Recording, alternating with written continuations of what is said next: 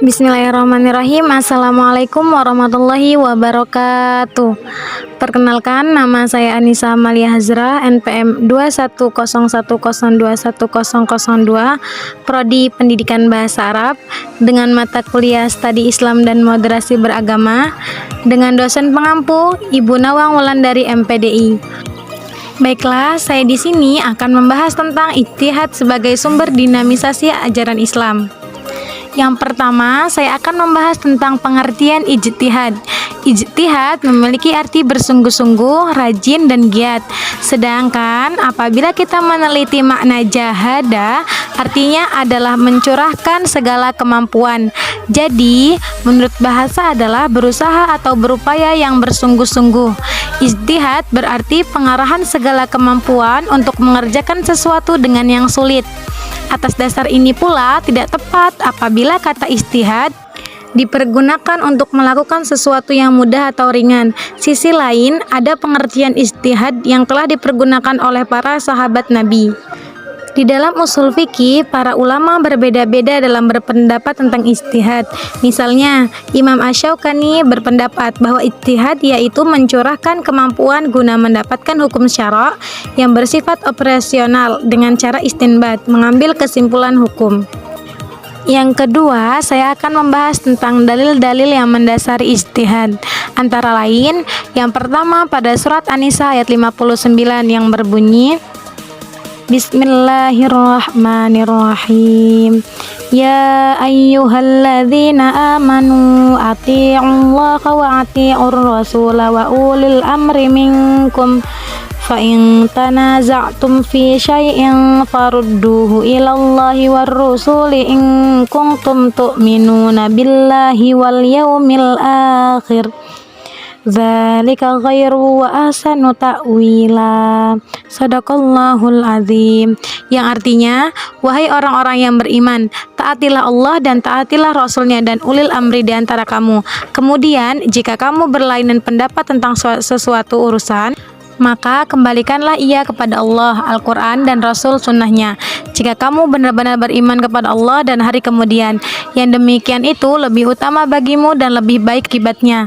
Maha benar Allah dengan segala firman-Nya. Surat An-Nisa ayat 59.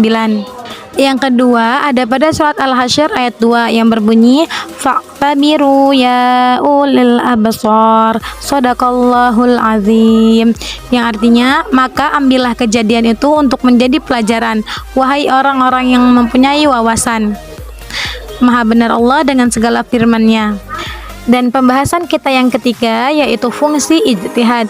Fungsi ijtihad diantaranya yang pertama sebagai al-ruju', yaitu mengembalikan ajaran-ajaran Islam kepada Al-Quran dan Sunnah dari segala interpretasi yang kurang relevan.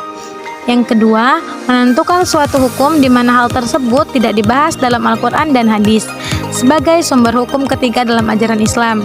Yang ketiga, untuk memenuhi keperluan umat manusia akan pegangan hidup dalam beribadah kepada Allah Subhanahu wa Ta'ala di suatu tempat tertentu atau pada waktu tertentu. Pembahasan kita yang keempat yaitu syarat-syarat ijtihad, yaitu yang pertama mengetahui Al-Quran, yang kedua mengetahui asbab al-nuzul, yang ketiga mengetahui nasih dan mansuh, yang keempat mengetahui as-sunnah atau hadis, yang kelima mengetahui ilmu dirayah hadis, yang keenam mengetahui hadis yang nasih dan mansuh, yang ketujuh mengetahui asbab al-wurud al-hadis, yang kedelapan mengetahui bahasa Arab. Pembahasan kita yang terakhir yaitu tentang tokoh-tokoh mujtahid beserta metodenya, antara lain yang pertama Kiai Haji Alyafi. Metode yang digunakan oleh Kiai Haji Alyafi dalam berijtihad adalah sebagai berikut ini. Metode yang pertama, metode nasih mansuh. Yang kedua, analisis kesejarahan. Yang ketiga, analisis fardu kifayah. Dan yang keempat, analisis pendekatan maslahah. Dan tokoh yang kedua yaitu Haji Muhammad At-Tamudhar. Dalam metode ijtihadnya, metode penelitian hukum Islam fikih Haji Muhammad At-Tamudhar, Islam itu didefinisikan sebagai wahyu Allah yang diturunkan kepada Nabi Muhammad SAW untuk kebahagiaan dan keselamatan hidup umat manusia di dunia dan di akhirat. Ketika Islam dilihat sebagai gejala budaya, maka metode yang digunakan adalah metode penelitian budaya seperti filsafat, sejarah, studi naskah, dan arkeologi, serta ilmu lainnya. Lalu, ketika Islam dilihat sebagai gejala sosial, maka metode yang digunakan adalah metode penelitian ilmu-ilmu sosial. Mungkin hanya ini yang dapat saya sampaikan. Sekian dan terima kasih. Wassalamualaikum warahmatullahi wabarakatuh.